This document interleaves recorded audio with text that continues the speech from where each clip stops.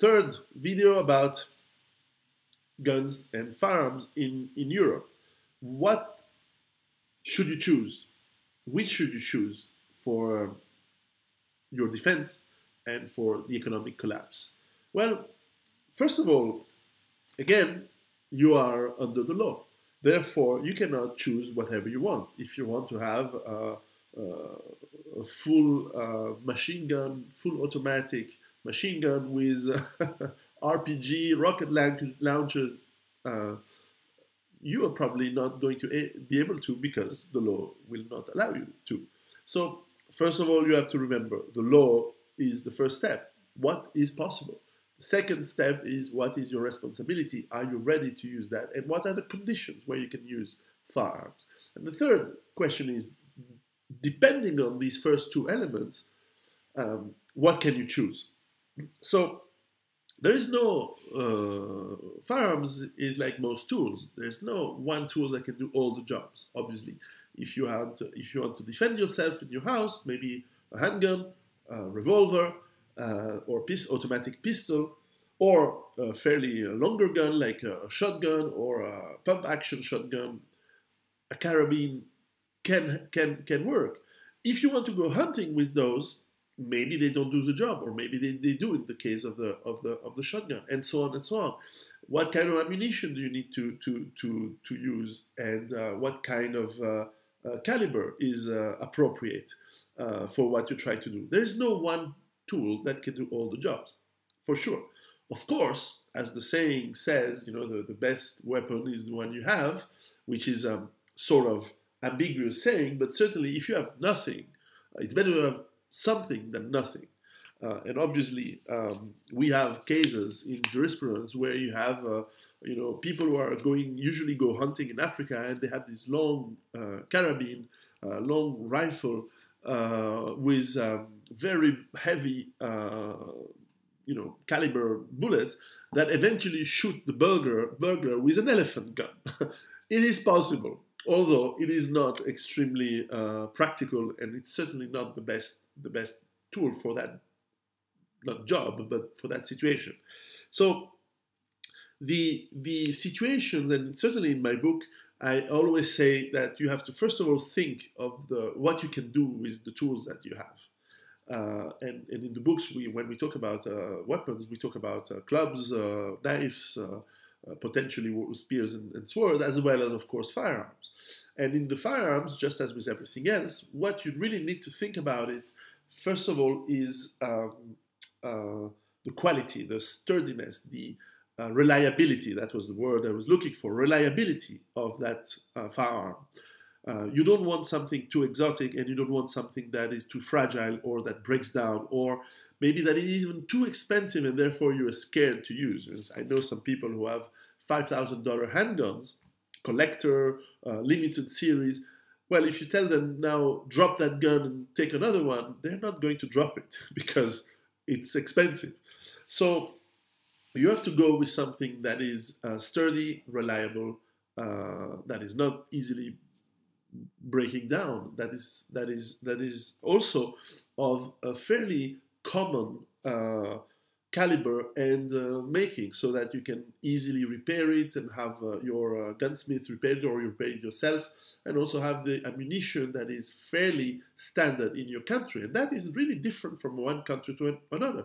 For example, in Italy, 9mm Parabellum, 9mm times 21, is only for military use and police use. It's not for civilians. So if you like a Glock 9mm in say, Switzerland or in France, and you move to Italy, well, suddenly, even if your gun will be allowed and so on, it will be impossible or very difficult to find that 9mm ammo on the normal gun shops, because they use 9 times 18. It's a 9mm short. So they have this difference between civilian and military. That difference is not so, of course, for example, in France or in Switzerland, obviously, where you can have all the calibers you want in Switzerland. But even in France, they make no difference between police and civilian use. And in Italy, they do. Of course, they have a history of terrorism, and therefore they wanted to make very difficult for terrorists to get ammunition from police that they killed. And things like that. I'm not sure it's a very logic or efficient way to do it. Actually, I think it isn't. But that's how they came to that kind of law. So you have to think of this law. But certainly do choose weapons, firearms, with ammunition that is standard. And for example, in Europe, you definitely have, for hunting rifles, you have the 12 gauge, which is clearly very standard for shotguns and hunting rifles and hunting shotguns. I mean, you still have old ammunition, very common, like the 8mm Mauser from World War II. It's very, very common. You do have 3006, very, very common for rifle and carabines for hunting. You do have, of course, the 5.56 NATO for assault rifles. For handguns, you have a lot. You have the 9mm. You have many, many kinds of ammunition. Anyway, there's many. So sturdiness, reliability, fairly common weapon that you can find spare parts and gunsmithing skills, and of course ammunition that is fairly common and of good quality. And then within that ammunition, again, depending on the laws, yes, are you going to be able to find defensive ammo or the kind of ammo that is perfect for your usage? Sure, you can go very far, and when you talk with a really very good gunsmith, you find out that the universe of firearms is just incredibly fascinatingly complex. There are thousands of calibers, and there are tens, if not hundreds of thousands of firearms of different sizes, calibers, makes. It's just an incredible field of human craftsmanship, and very old now. Beretta, for example, is the oldest privately owned firearm manufacturer from 1640. They are doing this for 4 centuries. It's quite impressive. So the choice needs also to be based on your usage. So, for example, home defense today in economy is sort of collapsing, but not yet the full collapse, as I think it will happen. Well, the handgun is a very practical solution for a lot of people who live in closed environments such as apartments, small houses, and a revolver in typical 38 caliber or 357 caliber, even better if the ammunition, and if it's legal, is hollow point so that it's not going to have too high penetration, is excellent. Easy to use, simple to use. Of course, revolvers have limitations. You have automatic pistols, of course, and here you have, of course, small ones, subcompact, compact. You have the full-frame ones with ammunition that go from 32 for even 25. You have 380. You have 9mm. You have 45 ACP, although it's not super common in Europe. And by the way, in Italy, they don't have 45 ACP. They have a different 45, which is a longer 45, so that you cannot. So military used to have 45 at some point. Anyway, but you can have automatic pistols that are very efficient for home defense at fairly short distance. You can use longer guns. You can have, of course. In some countries, like in Switzerland, you are allowed to have machine pistols, or you can have assault rifles in this case. Also, the caliber then makes a big difference. So the question is always, is the 223 556 NATO a good caliber for home defense? Depends. Are your home walls quite thick? It depends. Is it a high penetration bullet? Yes. Is it going to ricochet easily and go through walls? Perhaps. So you have to also think, and we haven't covered that, but think of the 4 rules of security. The 4th one is to be sure of your target and sure of the environment. If you shoot your target and then you shoot someone behind it, you're responsible. And therefore, you have to really think the kind of caliber that you're going to use. But also, for longer guns, you have the hunting shotguns. Very efficient, very easy, very simple to use. Now, of course, you have to think that with the adrenaline, the high heart rate at 3 in the morning, are you going to, for example, in the case of the revolver, I use a revolver at home next to my bed in the safe. Now, if I hear some noise, I will take the revolver, I will take a lamp, and because I know that whatever is going to happen, my revolver will work. I don't need to check if it's loaded. Usually, I keep my guns either unloaded in a place I don't need to use them, or they're loaded if I need to use them. And in the case of a revolver, it's in a safe from children, and so on. Although my children are trained not to touch weapons unless there is apparent adult supervision. But for example, I can take it. I know it will work. Now, it has 6 shots. Could have 7 if I change model, or 8, but this one has 6 shots. What if I need to reload? Reload at 3 in the morning with adrenaline high, with you're a bit shaken and trembling. That's going to be difficult. Like, it's very difficult to reload under stress. A hunting shotgun, like a double-barreled shotgun, very difficult to reload. That's the things you have to think of. Now, reload an automatic pistol with a new magazine, much more simple.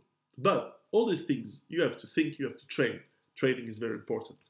So you have to choose the kind of gun, the kind of firearm, whether it's short, long, the model. Also, in the situation you may use them. There's no point having next to your bed your elephant gun. Keep it in your safe, or when you travel for I don't know. I don't like to hunt animals like that, but certainly that's not the home defense gun that you want to have. Also, because if you want to shoot someone in your property at 100 yards or 1,000 yards, you're not allowed, because it's not a threat unless he is coming in with an armed and shooting at you already. But that's not the reality. That never happens. Usually burglars come into your house and threaten you with a knife, threaten you maybe with a handgun, or threaten your family. So the reality has to be kept in mind.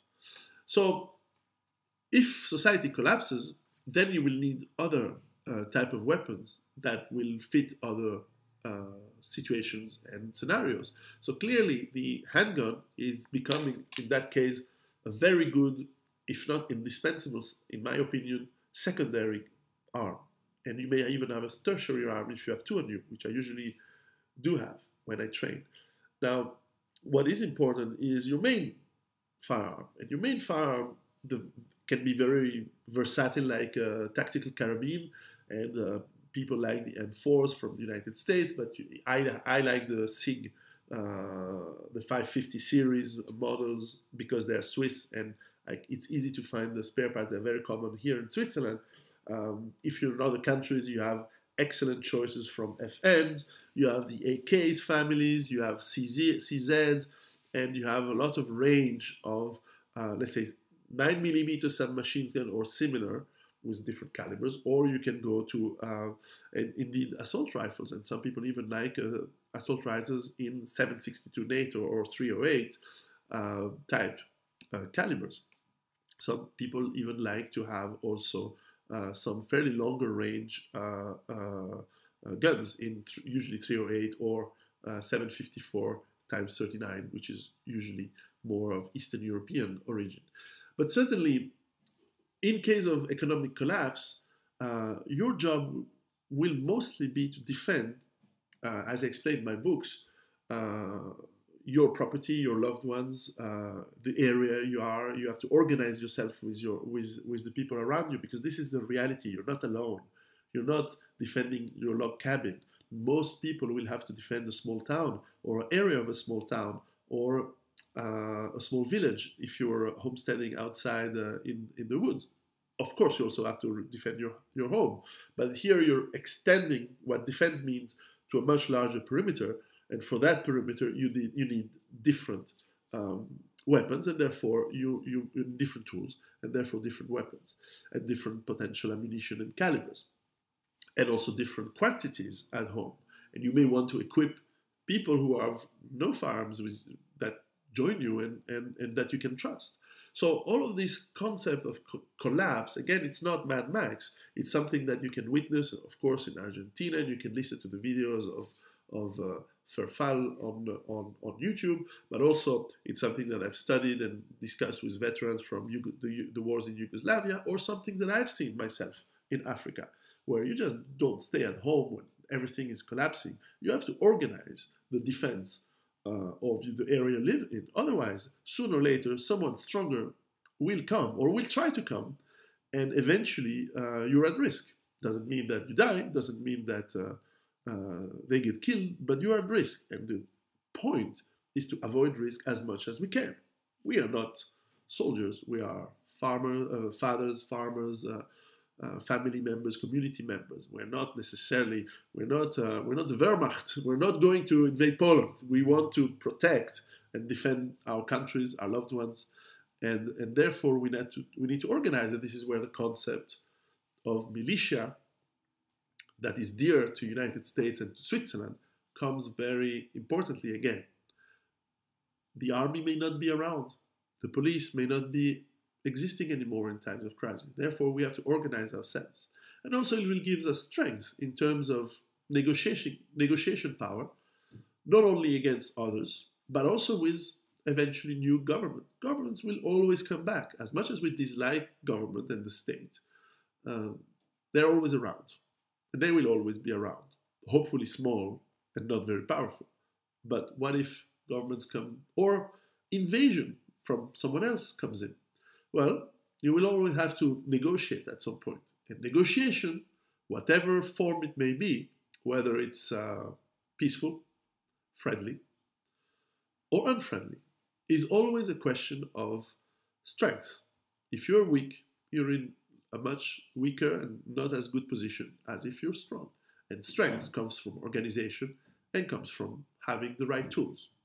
So this starts to be beyond the law, but we're starting to take into consideration scenarios that have different kinds of laws. Laws are always around, whether we like it or not. There are universal laws, and if only the laws of physics, hence security and gun training is very important. But you see where I'm coming to. There's always been the law of someone, where it's the mob that takes over an area, whether it's an invading power, whether it's a government that turns on its citizens, doesn't matter. Are you going to submit? No. We don't want to submit. We want to be free men, free women. We want to be free people. And this is the final conclusion where I wanted to lead with these 3 videos, is that the end point of defending yourself is not just your property, not even your life. It is that if there is one universal truth, is that we are meant to be free as humans.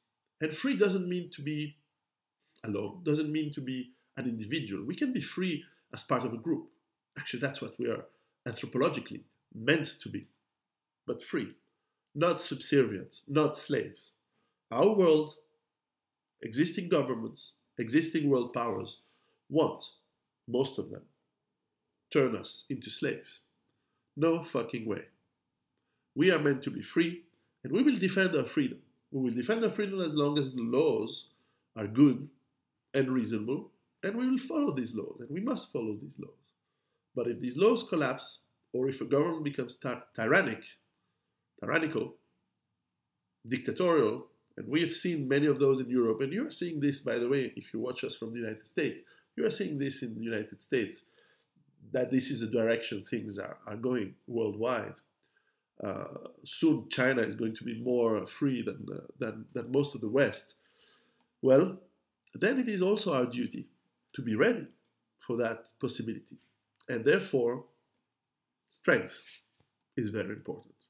With those words, don't believe me, think for yourself, but certainly I hope that I brought some thoughts to your attention. And for those of you who are in Europe, if you believe that, oh, we can't defend ourselves in Europe, well, you're right. You're already dead. You're already a slave.